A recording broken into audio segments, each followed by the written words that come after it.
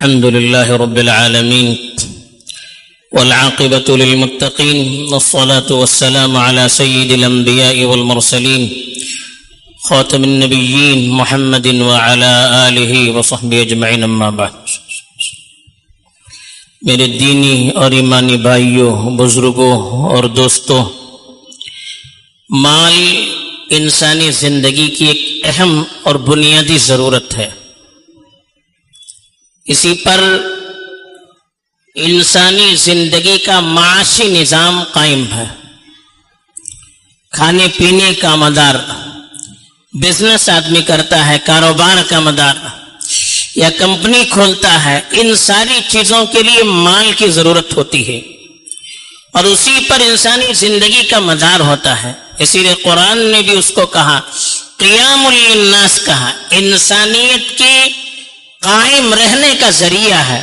وَلَا تُؤْتُوا السُّفَهَاءَ أَمْوَالَكُمُ الَّتِي جَعَلَ اللَّهُ لَكُمْ قِيَامًا، بیوقوفوں کو وہ مال مت دیجیے جس پر اللہ تعالیٰ نے انسانوں کی زندگی کا مدار رکھا ہے.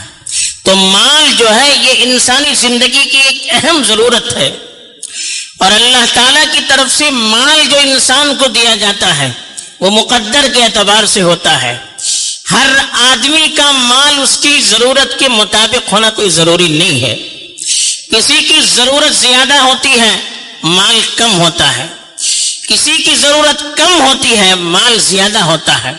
یہ انسانی فطرت ہے اور اللہ کی طرف سے طے شدہ تقدیر کی وجہ سے یہ ساری چیزیں ہوتی ہے. کبھی انسان بہت زیادہ محنت کرتا ہے، مال بہت کم کما پاتا ہے. کبھی آدمی تھوڑی سی محنت کرتا ہے، بہت کماتا ہے. کبھی آدمی کے پاس بڑی ڈگری ہوتی ہے لیکن کمائی کا ذریعہ بڑا نہیں ہوتا ہے. کبھی آدمی کے پاس زیادہ ڈگری نہیں ہوتی ہے، بڑا تعلیم یافتہ بھی نہیں ہوتا ہے، لیکن دولت کی بھرمار ہوتی ہے. ایسا لگتا ہے جہاں ہاتھ ڈالتا ہے وہاں سونا اس کے لیے حاضر ہے. تو یہ اللہ کی طرف سے مقدرات ہے. اب انسان کو اپنی ضرورت تو پوری کرنی ہے. اب ایک انسان کی ضرورت بہت زیادہ ہے، اب اس کے پاس مال نہیں ہے. اب وہ انسان مجبور ہوتا ہے کہ کسی سے مال قرض کے طور پر لے. تو اس لیے مال قرض کے طور پر لینا ایک انسانی ضرورت ہے، اور ضرورت کے وقت انسان لے، شریعت اس کی اجازت بھی دیتی ہے. لیکن اس کے شرائط ہیں. پہلی شرط یہ ہے کہ جب آدمی قرض لینا چاہے تو اشد ضرورت ہو، بغیر کسی زیادہ ضرورت کے آدمی قرض نہ لے. دوسری شرط یہ کہ آدمی قرض لے تو جن دونوں کے درمیان معاملہ ہوا ہے اس کو تحریر کریں، لکھیں اس کو.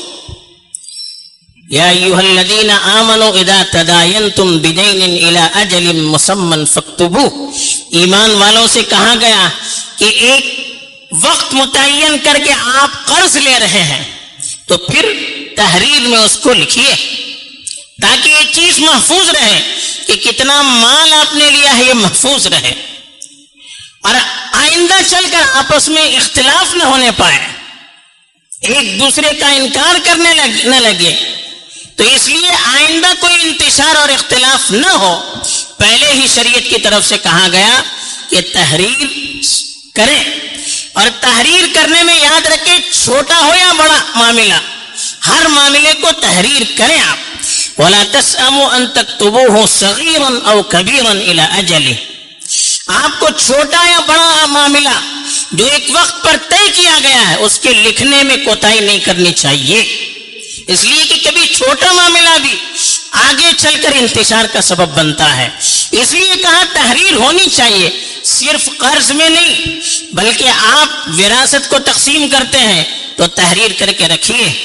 آپ آپس میں کاروبار کرتے ہیں مشترکہ پارٹنرشپ پر، آپ پہلے طے کر کے رکھیے کیا ہوں گے اس کے معاملات. اسی طرح کی وہ چیزیں جو آپس میں طے ہوتی ہیں دو پارٹیوں میں، دو آدمیوں میں، اس کو تحریر میں رکھنا چاہیے. آدمی کبھی ہم دونوں دوست ہیں، ہم دونوں بھائی ہیں، ہم مشترکہ کاروبار کریں گے، ہم یہ کریں گے، فلاں کریں گے، ایک دوسرے پر ہم کو بھروسہ ہے، کاروبار شروع کر دیتے ہیں. آئندہ چل کر جب اختلاف ہو جاتا ہے اور معاملہ جب کسی سلجھانے والے کے پاس لایا جاتا ہے تو ان سے تحریر مانگی جاتی ہے کہ کیا ہے لکھا ہوا، کچھ بھی نہیں، نہ ان کے پاس لکھا ہوا ہے نہ ان کے پاس لکھا ہوا ہے، دونوں زبانی طے کرتے ہیں، بعد میں مکر جاتے ہیں، انکار کر دیتے ہیں، ایک دوسرے پر انگلیاں اٹھانے لگتے ہیں، پھر بھائی بھائی کا دشمن، دوست دوست کا دشمن بن جاتا ہے۔ اس لیے کہا جو بھی معاملہ کرنا ہے پہلے اس کو تحریر کیجئے، اور اس کے ساتھ شریعت نے تیسری جو بات بتائی وہ ہے کہ 2 آدمی گواہ رکھیں۔ جب آپ آپس میں کوئی معاملہ طے کریں 2 آدمی گواہ ہو، واستشہدوا شہیدین من رجالکم، مرد ہو تو 2 آدمی ہو، اگر مرد 2 نہیں ہے تو 1 مرد 2 عورتیں گواہ ہونی چاہیے، وہ بھی کون؟ ممن ترضون من الشہداء، ایسے گواہ جن کی دینداری پر، جن کی سچائی پر، جن کی امانت داری پر آپ کو اعتماد ہو، ایسے لوگوں کو گواہ بنائیں، ان کا سگنیچر بھی، ان کا سائن بھی آپ لیں، تاکہ آگے چل کر پھر کوئی اختلاف اور انتشار نہ ہو۔ شریعت نے معاملات پہ بالکل صاف اور کلیئر رہنے کی تاکید کی ہے۔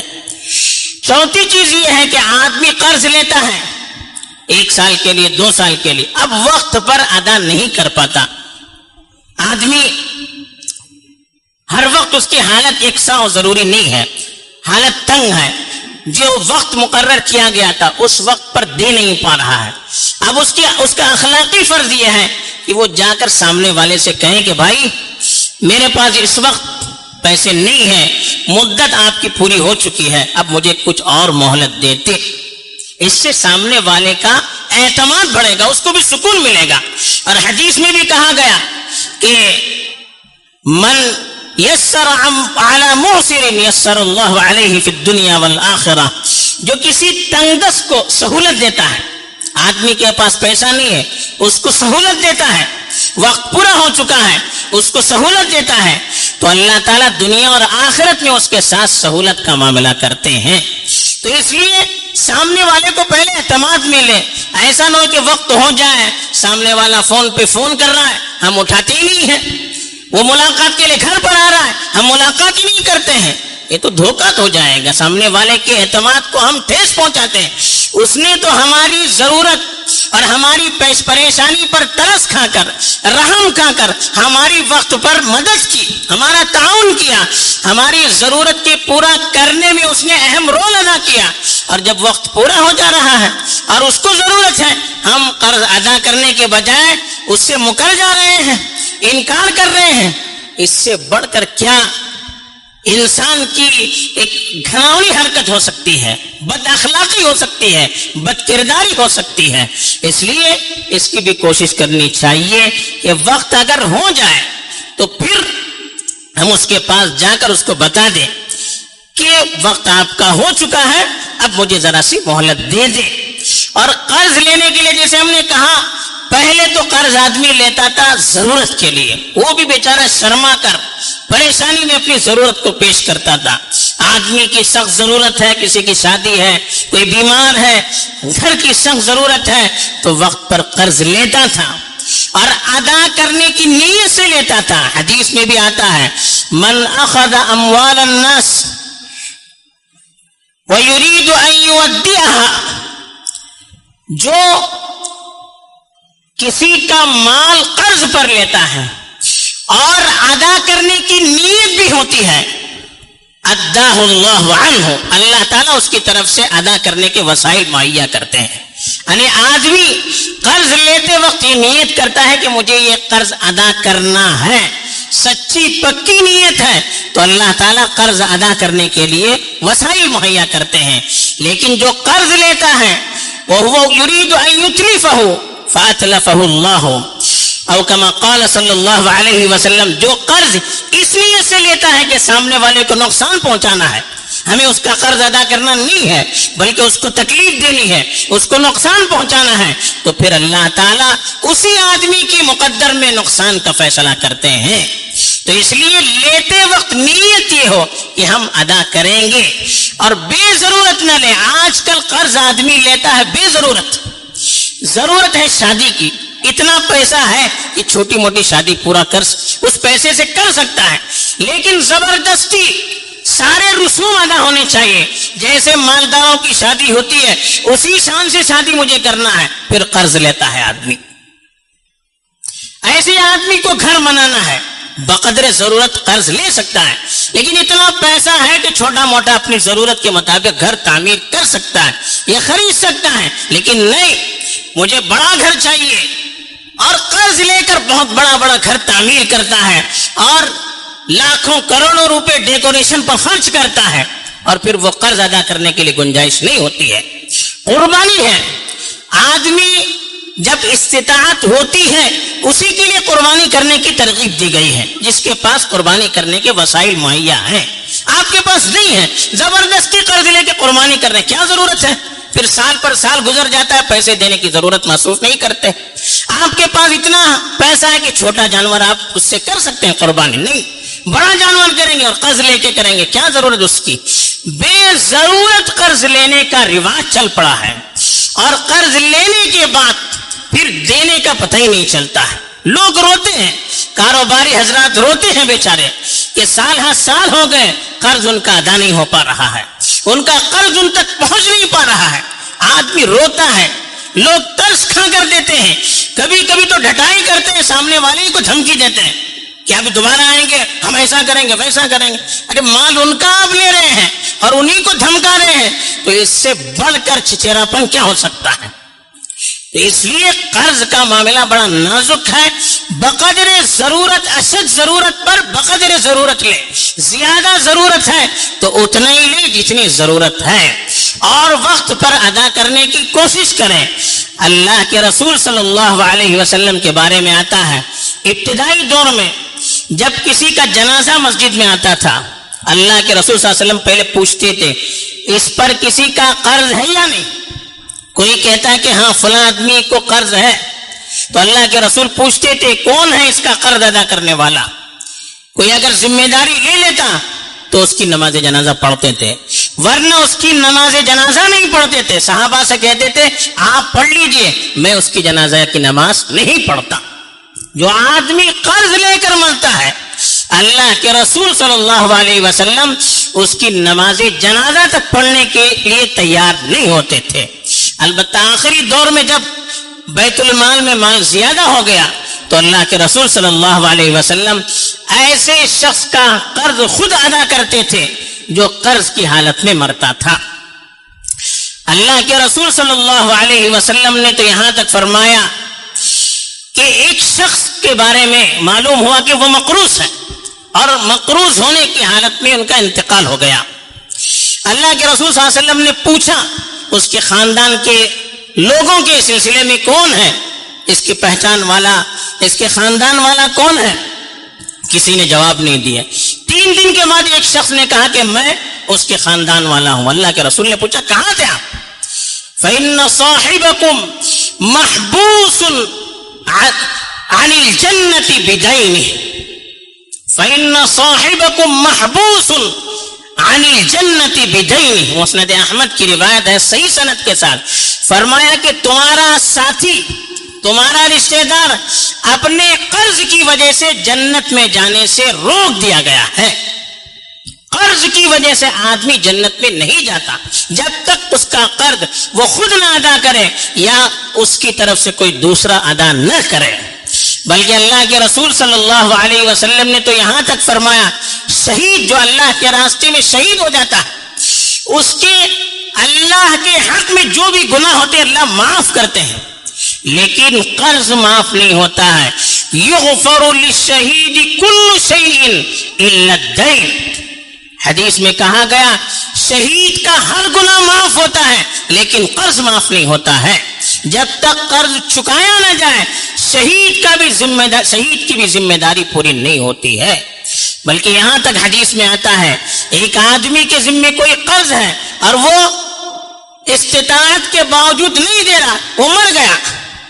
اب قیامت کے دن جب اس کا قرض دنیا میں کوئی ادا نہیں کرتا ہے تو قیامت کے دن اس کے اعمال میں سے اس کو دیا جائے گا جس کا اس نے قرض لیا تھا.